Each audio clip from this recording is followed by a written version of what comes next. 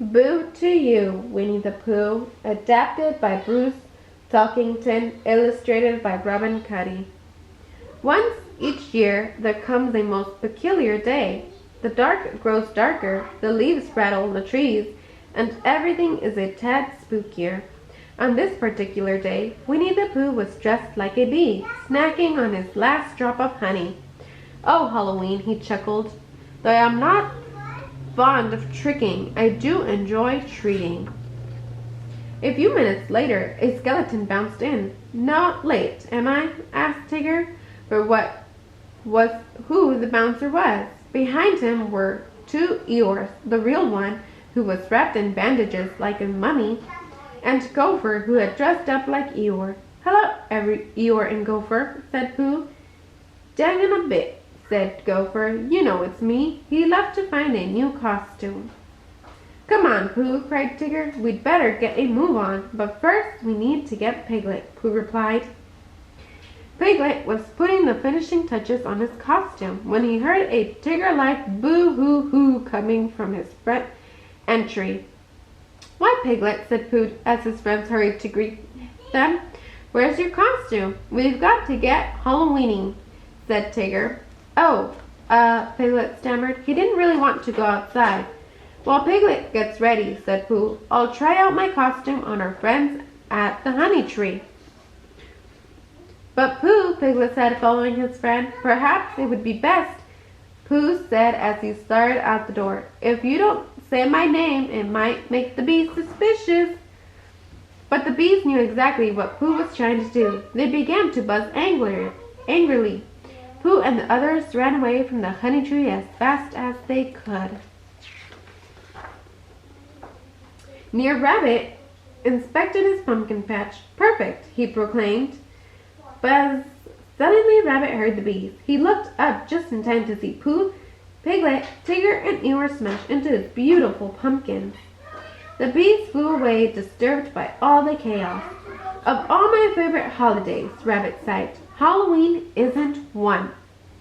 Soon it grew dark, and Piglet hurried home. As he got into his costume, he realized he was just too scared to go outside. Suddenly, there was a knock at the door. Who's there?" he squeaked. "It's me." "Them."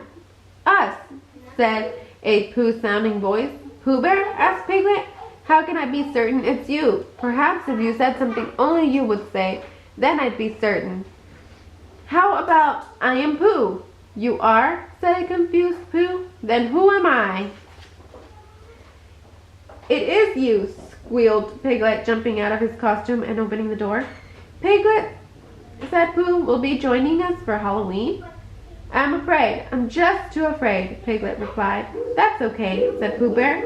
"We won't have a Halloween. We'll just have a Hallow-wasn't." "Thank you, Pooh Bear," Piglet said, smiling. Piglet and Pooh explained their plan to Eeyore and Tigger, and with that, everyone went home. Alone at once, Piglet created lots of notes telling all the spookables and monstrous beasts to stay away. They had to know that it was a Hallow-wasn't at his house somehow. Soon a storm began to rage outside. Pooh looked out his window. "I hope Piglet isn't too frightened," he said. "I suspect that something should be done. But what?" He tried to concentrate. "Think, think, think," he muttered. And to no one's great surprise than his own, he did just that. "Just because Piglet can't have Halloween with us," said Pooh, "there's no reason why we can't have Hallow-wasn't with him." A little while later, Tigger was bouncing around when two figures opened his door. "Spookables!" hollered Tigger, tripping over his tail. The Spookables removed their sheet. It was Pooh and Eeyore. "We're on our way to Piglet's to have a Hallow-wasn't," said Pooh. "Would you care to come? We made new costumes since the other ones were torn in the pumpkin patch." "What are we standing around for?" Tigger said, snatching a sheet. They'd almost reached Piglet's house when a tree branch snagged Pooh's bedsheet. Pooh was certain he'd been clutched by the claw of a spookable. "Help!" shouted Pooh. "Pooh Bear!" Piglet said, hearing Pooh's cries coming from just outside his house. Tigger and Eeyore still wrapped in their ghostly bed sheets, tried to free Pooh from the branch. "Oh no," Piglet cried when he saw them. "Spookables got Pooh! I must help him, Halloween or not Halloween." Suddenly, Piglet remembered the costume he'd made. "I'll save you, Pooh," he cried, putting it on. He stumbled outside and yelled boo as loud as he could. Pooh, Eeyore, and Tigger looked up in horror and ran away, leaving Pooh's costume on the branch.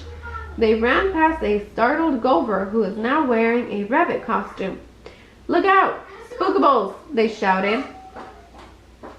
Gopher looked up just as Piglet ran into him. They both went rolling after the others. Rabbit, who had been trying to keep his remaining pumpkins dry with an umbrella, glanced up. "Not again!" he cried, just before Pooh, Tigger, Eeyore, Piglet, and Gopher collided with him. Costumes and pumpkin pieces flew everywhere. Finally, the friends untangled themselves and discovered there was not a single Spookable around. "You saved us," Pooh told Piglet. "You're here and all the Spookables aren't. You must have chased them away." "Way to go, Piglet!" exclaimed Tigger. Piglet's friends shook his hand. "Wait half a second, Piglet," said Tigger. "You aren't dressed up as anything for Halloween?"